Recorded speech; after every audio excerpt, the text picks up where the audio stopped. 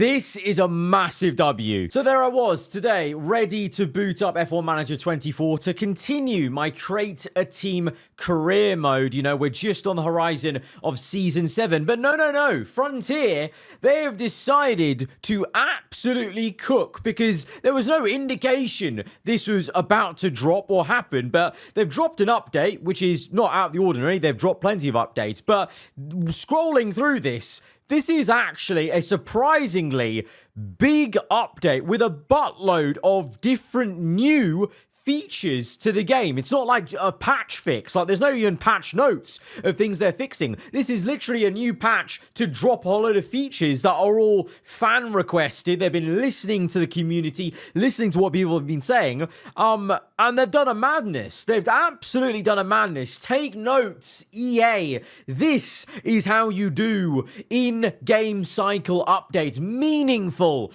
feature updates, not waiting for the next iteration of the game, not waiting for the next year, just doing it.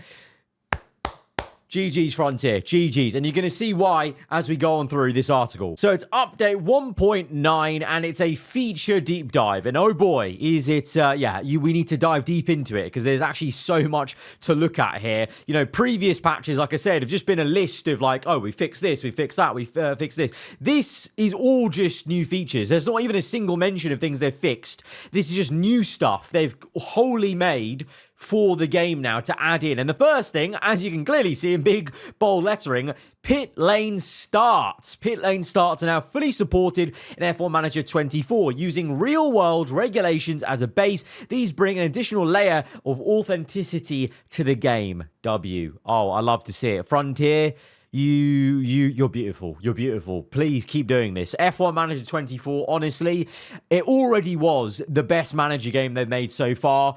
And, you know, arguably was the best F1 game that's dropped this year. But now it's solidified, absolutely, because this is only one out of the rest of the features, but already this is just a great start. Part Ferme rules now take effect from whenever your car first goes on track during Q1 or SQ1. A strict list of rules is then applied. So this is exactly like real life. So the front wing angle can be changed. Like-for-like parts can be swapped. So for example, if you break a front wing, it can be replaced with another wing of the same exact design, but swapping them for a non-like part incurs a pit lane start. So the way it used to be, if I remember correctly, was you would take a huge financial penalty if you had to emergency make a like-for-like part.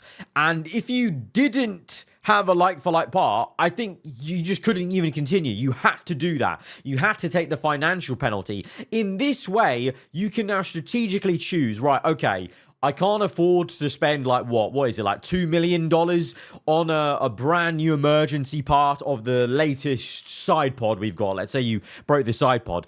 I'm going to just go down to my older spec side pod. That's fine. No financial penalty for you, but you must start from the pit lane. So that's great. It gives you that dynamic choice as a manager if it comes to it, you know, if you have to make that decision, from quali to the race. Obviously, if you crash in the race, that's a whole different thing. You know, you can't replace like a side pod in underfloor or whatever midway through the race. But if there's a crash in quali to the race, then that can change things up, basically. Component changes will result in a pit lane start also for the engine, gearbox, etc., etc. So, I mean, they're already like penalties, but now it's going to be in line with the real world rules where if you just change it and you've already entered part Ferme, automatically it's a pit lane start. It's not just like a 5 place, it's not just a 10 place, it's pit lane start. All other setup changes will incur a pit lane start as well. So you couldn't change your setup. Your setup was just locked. So now, let's say if you went a really bad way with the setup, maybe you could, and you didn't qualify very well, maybe it's worth just breaking part Ferme, changing the setup, starting from the pit lane, and see if you can do better that way. I mean, that one's a little bit left field because I feel like there's not a way you can get the setup that bad, you know, if you're using the guidelines and you know kind of what you're doing. But that's, again, just, it's nice to have that option if you wanted to kind of do something like that. And then cars starting from the pit lane may not exit the pit lane until they receive the green light, which is only given when the starting grid is fully past the exit of the pit lane. So it's going to work exactly as it does in real life. So it's going to be the most authentic implementation of a pit lane lane start you've seen in an F1 game, period, because we've never had pit lane starts in the main Cody's EA games. I can't remember if any of the older ones, pre-Codemasters era, had pit lane starts. I was a bit too young to play those games and remember that, but it's to my memory, it's definitely the modern era of F1 games, it's the first time we've had an authentic pit lane start mechanic. We're excited to see how you navigate these new limitations, but don't worry, keeping your F1 rulebook to hand, you'll be fully prompted before making any changes. So you're not going to be just slapped on without you knowing. They will warn you, like, okay, look, this is the deal here. But like I said, can you turn a bad qualifying or mechanical fault into a tactical advantage later in the season? So if you need to, instead of taking a financial penalty, you could take the pit lane start, or you just bodge quali, take the hit. Remember, this is making my mind go back to 2012, the Abu Dhabi Grand Prix, Sebastian Vettel, pit lane start. What a drive that was for him. They opted to change the setup as well and give him a better opportunity to overtake cars with a lower drag setup at Yas Marina, and it worked out for him. He got from the pit lane to the podium, so it's going to give you the chance to have some hero stories like that potentially, especially if it comes down to the last couple of races, and a setup change like that could maybe be the difference potentially. We've also gone back over the starting grid scenarios from this season and ensured any cars which started from the pit lane in real races now also start from the pit lane. Okay, cool. Okay, that's pretty damn cool. So the scenario modes, they will actually fully mimic real life. So if there were pit lane starters, which there have been some this season, that will follow suit then. So that's great. So this is what it looks like then in terms of the actual screen you'll see. You can see now there's a FIA logo and it says Parc Ferme, and it's like officially stamping it in blue that it's now on the Parc Ferme. If you touch any of these things now, no matter what you're doing, it will break Parc Ferme. So it's going to be really clear for you, but it's a nice little additional visual change as well to kind of, just have that realism, having the FIA logo there. You see the FIA guy in real life always inspecting people. So this will be the kind of version for us in the menus then, with this little pop-up screen and everything in blue then to signify it's under FIA Parc Ferme. The next one is going to be driver development focus. You can now focus drivers into distinct areas of development in order to use their skills to benefit your team. This includes your affiliates, giving you an extra reason to seek out the right people to fill your affiliate slots. Oh, wow. Oh, that's sick. So, just like in real life, sometimes we often hear, when a team has won the championship or, they've had an uptick in performance or whatever, they sometimes also cite not only their, engineers, the drivers doing simulator work, they also say thank you to our development drivers, our testing drivers who are back in the factory. And you have sometimes these drivers who maybe aren't cut out for, the full grid of Formula One, but they're still pretty competent drivers. So they're just back at the factory doing simulator work all the time, constantly. We heard this before about Mick Schumacher actually being a real asset, I think it was, to Mercedes, wasn't it? Doing a lot of simulator work before he obviously now moved over to doing WEC, and doing a lot of simulator work. We've also seen before Giovinazzi doing a lot of simulator work for Ferrari, for the F1 team, before he also started focusing on his own world endurance career. So we've seen it in the past very much so that simulator drivers are very important to F1 teams. So this gives you a reason now to actually bother with affiliate drivers, because before, could he be honest, you could have one or two, but unless you're really trying to tout them to get into the full team, for me personally, I never really looked too much at refreshing our affiliate drivers, but now if you can hire a good amount, good ones that can be focused on other areas to help your team, that's great, because you've got driver development. So drivers continue to focus on themselves and increasing their own ability. So that's the bog standard development right now. So drivers can develop themselves, the stats basically, and how they grow as an overall. And so that's the bog standard one. But now you've got car development. Drivers use their skills to boost the research and design of car parts, reducing the time it takes to complete that research. So they could tangibly reduce the time it takes for new upgrades to come in, i.e., obviously in real life, the translation may be a simulator driver being able to test out potential upgrades, is simulated to see if it correlates well, and then you fast track it and know, okay, we might be onto something here. Let's fast track the upgrade. Let's bring it to the real Grand Prix. So that's the kind of similarities there. They also contribute to increasing preparedness heading into races, giving a setup boost. Okay, so if you are struggling with setups, then if you have affiliate drivers who are working on the car development, that will give your actual drivers a setup boost. Again, very much mimicking what we've heard before that simulator and development drivers can do for F1 teams and the full-time drivers when they go to the actual races. As you expect, the amount your driver can assist is based on their expertise. So the more experienced drivers will have larger effects. So, like a Giovinazzi or a Schumacher, they've been in F1 before, so they have more experience with it, so they can offer more, whereas a driver that's only ever done F2 will probably not give you as much car development boost. So obviously, if you have an affiliate driver that is in their later years of their career, then that's going to be a big aid, I guess, in that kind of way. So that's actually quite tactical. You might actually want to try and get an affiliate driver that's older, that's got that experience, basically. The effects of this focus stack, meaning you can deploy up to 3 of your drivers to give a bigger boost. There you go. So you could get 3 affiliate drivers to stack up together. However, bear in mind that drivers focusing on car development will temporarily sacrifice development rates to do so. So affiliate drivers could probably help out with that. Your actual drivers, maybe you don't want to keep them on that for too long, but that's great. That's like so cool, and it's not even that's something I didn't even think of as a way to do it. But when you really deep it, that is a massive part of F1 teams when they're developing parts, when they're trying to help the team out, is the simulator drivers. So now that's simulated in F1 Manager. And the last one here is marketability. So use your driver's marketability to help meet your sponsorship goals. This is Daniel Ricciardo in Red Bull before he came back to F1 briefly. This is your Daniel Ricciardo in Red Bull role. He left for McLaren. He signs on with Red Bull as a third driver, but basically he's there to smile and wave. He's a marketability man. And now you can do that with drivers you have on your roster or affiliate drivers or your actual drivers. If you've got someone who's really marketable, let's say I just signed, spoiler alert, in my current career mode.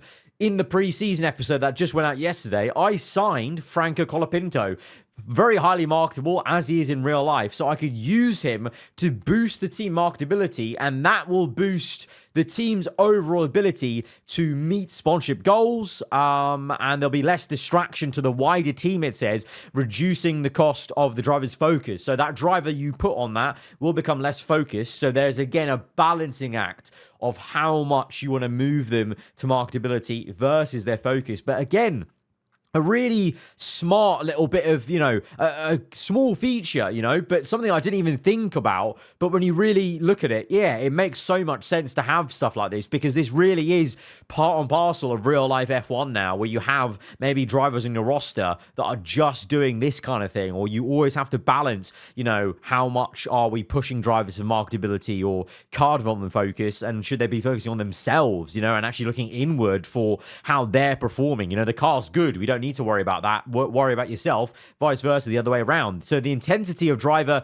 contributions to the area increases over time. You'll need to keep drivers focused for at least a month to see the full effect. Moving a driver to a new focus will reset the intensity. Okay. So you can't just game the system. You have to kind of commit, and it's a long-term thinking, month to month. You only gain the biggest contribution after a month. So you can't play around with it, or you could play around with it, but it's not going to be as effective. So to be effective, you need a bit of a game plan over a couple of months in the timeline of the season. That's great. That's another long-term thing to think about over the season. Like if Pitlane start is very, one-off in the race, that one race, this will affect your whole season if you want to try and play it right for you. That's great. That's another little layer of management to do for the whole season. Then you've got this next up. So this is the third feature being added to the game. Team suitability. We know the task of recruiting the right people for your team can be tricky. This is where the brand new team suitability rating comes in to help. This suitability rating is uncovered as part of the process when scouting potential staff members, giving you a broad view of this person if they're the right fit. A la, if you're managing Merck, is Verstappen Verstappen going to be the right fit for you? Or, I was thinking, is Liam still the good fit for me? Or is Franco going to be better? Or, previous times when we've been looking at drivers, sometimes, genuinely there's so many drivers that are on the same rating level. It's, in a game, it's hard to pick who because they're all the same ratings. So you're thinking, oh, they're all kind of the same. So it's really who I like as a personality. But now maybe the suitability could give you an in-game reason to go with someone else rather than the person you're looking at, because there's a variety of factors, including rating versus current staff members, the salary, which is big. Like, let's say, someone tried to poach Leclerc from my team. They know he's on a $52 million contract now. So maybe his salary, aspirations don't align with a rival team looking to poach Leclerc from me and Andretti. So that's a really interesting thing to look at. Buyout, championship standings, and more are taken into consideration to help you give an initial indication of how this person could fare within your team. So to be honest, this is actually mimicking a little bit of what they had in my team career mode with the Cody's game. So I'll give them credit here. Obviously, when you would sign a teammate in my team career mode, you would look over and they would have certain level requirements and stuff like that. So this is almost kind of like that. Like, do their aspirations line up with your ones in terms of the championship, etc. You can see here, Albon, we've got a low team suitability because whatever team we're managing here, position status is good. Like, the position on the team will become vacant. That's fine. So we've got an outgoing driver. Cost to hire is good. It's within budget. But the negative is the current performance isn't great. So apparently Albon's not doing that well in this example. So maybe we won't want to sign him. And the salary is far too high. So the cost is breaking contract. That's not a problem. But his salary and performance may not warrant us to sign him. That's a very useful thing to know. Because Albon's 83 rated, like if you were looking at him and there are other 83 rated drivers, you think, oh, I'm just going to go with who I like. But now there's a reason to look into this data and go, okay, I may like Albon as a driver in real life, but in the game here, it's maybe not the most suitable thing. Maybe there's someone else that's going to be better suited for the team. So it just gives you that different I think this will be good for giving you that different reason to pick a different driver than maybe the usual crop would go with, your fan favorites, basically. And in addition to informing you of how potential staff might fit into your team, all staff members in the game now have an opinion of your team. Okay, so this means you will now find staff members in other teams might not be interested in hearing a contract proposal for you. Obviously, that was kind of already a thing in terms of showing interest, but now you'll see a reason, I guess, for why they're not interested. You can see Verstappen here not interested in us in this situation because he's got a negative outlook towards your team. So there's an actual reason why he's not interested, basically. So if you're a backmarker team, don't expect staff in a championship winning team to willing to take the risk on joining you. So that's quite big, actually. Obviously, that's realistic. So far, you have been able to maybe just completely bump up the pay packet and sign top level staff members, not just drivers, staff members to your team, if you just have a good enough contract there, basically. But now, maybe that's going to be a lot harder to do. Even if your bank balance is flush, as it says there, every staff member's opinion is unique to them. So you may find a soon to be out of contract staff are more open to joining teams outside of their comfort zone. Just like team suitability, their views of you change dynamically. So make sure you're best placed to pick up key staff throughout the year as opinions change. Interesting. Very, very interesting. That is another challenge, really, of signing staff and drivers now, is they may not just go for basically my method of just chuck money at them. If you have enough, you could get anyone. Now, not the case. You need to prove that you have the right to sign them in terms of what you're building as a team is going to be good. Next, we've got feedback on contracts in the game world. So silly season comes to F1 Manager. We've added some additional content to emulate what's going on in the world of F1 Manager. Scouting team and the F1 journalists have been busy and will send you new high-level information to help you navigate the world of signings, contracts that previously have been behind closed doors. So contract rumors, you'll now receive contract rumor emails. So it's basically showing that these are rumored people that are moving and negotiating. So Teo Porcher as a driver, he's maybe open to negotiation because he is actively looking elsewhere. The same for technical chiefs. And so then you can actively then straight away approve budget for your scouts to go and scout those people because they're the ones already looking on the move. So rather than you looking to ruin someone's team dynamic by stealing their driver, stealing their staff, this is more about, you know, a bit more realistically showing you who's actually available to move and who might move a lot easier. And would you want to scout them? So very much silly season of, you know, I'm on the look. Come scout me, come get me if you want, because I'm talking to other teams already. And then summer signings. When other teams make key signings, you'll now find out about it when it happens and be able to plan accordingly. So find out about those big name signings in the news, just as you expect in real life, and immerse yourself in all the off-track actions. So there's going to be proper email bulletins now about any personnel changes. So before, we didn't really know if there were mid-season changes. Like, obviously, every preseason, I've been looking at different teams and seeing, you know, drivers changing, but we haven't really looked at staff. You know, sometimes I've been quite surprised when we go to sign someone or looking to sign someone and they've moved teams several times. Now we're going to get emails about staff moving teams in the middle of the season. So, you know, maybe, you know, let's say Merck in my career mode, they signed someone really good from Ferrari, one of the top teams.